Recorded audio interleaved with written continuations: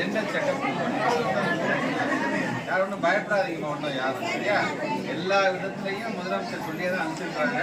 என்ன தேவை உடனடியாக செஞ்சு கொடுத்துருக்காங்க. கலெக்டர் சாரும் 24 மணி நேரம் உங்களுக்காக தனியாக கண்ட்ரோல் போட்டு பார்த்துட்டே இருக்கிறாங்க. எல்லாரும் தைரியமாக இருக்கேன். லோக்கலில் ஆளுங்க இருக்கா அவங்க பார்த்துக்கோங்க சரியா. பார்த்துக்காம கொஞ்சம் 2 நாள் மட்டும்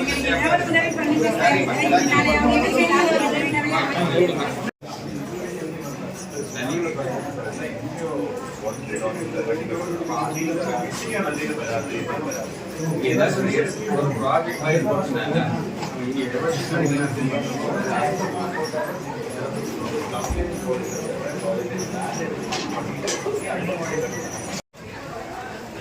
அப்படியே ஸ்லோ ஸ்லோ ஸ்லோ ஸ்லோ.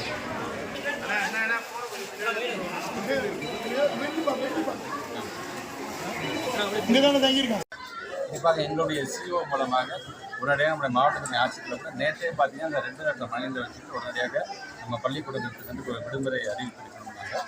சொல்லிட்டு எல்லாமே இன்னும் அட்வான்ஸாக கடைசி நேரத்தில் அதை டிக்ளேர் பண்ணுறதை காட்டி இன்னும் அட்வான்ஸாகவே சொல்லிட்டு அட்லீஸ்ட் பெற்றவங்களும் பிள்ளைங்களும் கொஞ்சம் தயார் நிலையில் இருப்பாங்கன்ற விதத்தில் இன்றைக்கி அதையும் நாங்கள் கொஞ்சம் அறிவித்திருக்கிறோம்.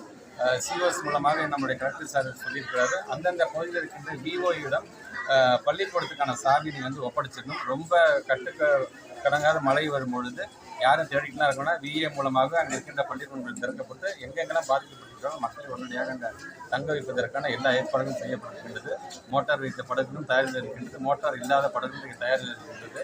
எல்லா விதத்திலுமே மக்களை பாதுகாக்கின்ற வண்ணம் எல்லா விதத்திலும் இங்கே ஒரு தயாரில் இருக்கின்றது. கால்நடைகளையும் வந்து உரிய இடத்தில் தாழ்வான பகுதி கால்நடைகள் இருந்தது என்று சொன்னால் அதை வந்து மேற்பகுதியில் போய் கட்டி வைக்கின்ற அளவிற்கு அதுக்கான அறிவுரைகளும் இன்னைக்கு சொல்லப்பட்டிருக்கின்றது. ஸோ இன்னைக்கு இரவு கொஞ்சம் மழை கொஞ்சம் கொஞ்சமாக குறையும் என்று சொல்லியிருக்கிறாங்க.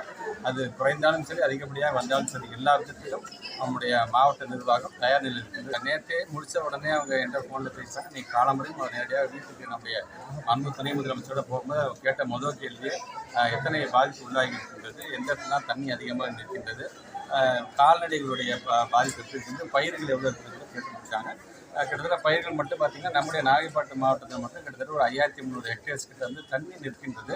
அதில் நிறையா தலைஞாயிறு பக்கத்தில் தான் கிட்டத்தட்ட பார்த்திங்கன்னா மோர் தென் 3000 ஹெக்டேர்ஸ்க்கு வந்து தண்ணி நின்று கொண்டிருக்கிறதா சொல்லியிருக்காங்க. எல்லாம் 2 மாத பயிர்னு கூட எல்லாருமே சொல்லியிருக்காங்க. ஸோ அது இன்னும் ஒரு 10 நாளைக்கு தாங்கும் என்று சொன்னாலும் இன்றைக்கு நமக்கு மிகப்பெரிய ஒரு இயற்கையை நமக்கு எந்த அளவுக்கு கை கொடுத்துருந்துச்சுன்னா மழை பெஞ்சாலும் அப்பப்போ நம்ம கேப் விட்டு தான் போயிடுது. அந்த கேப் விடும்பொழுது இங்கே இருக்கிற ஸ்டடி படி பார்த்தீங்கன்னா ஒரு 1/4 மணி நேரம் கொஞ்சம் மழை நின்னாலே கொஞ்சம் வடிகாலுக்கு கொஞ்சம் ஈஸியாக எங்களுக்கு சொல்லியிருக்காரு. ஸோ இது வரைக்கும் இப்போ மழை இல்லை. பட் மழை வந்தது என்று சொன்னாலும் அதுக்கும் நாங்கள் தயார்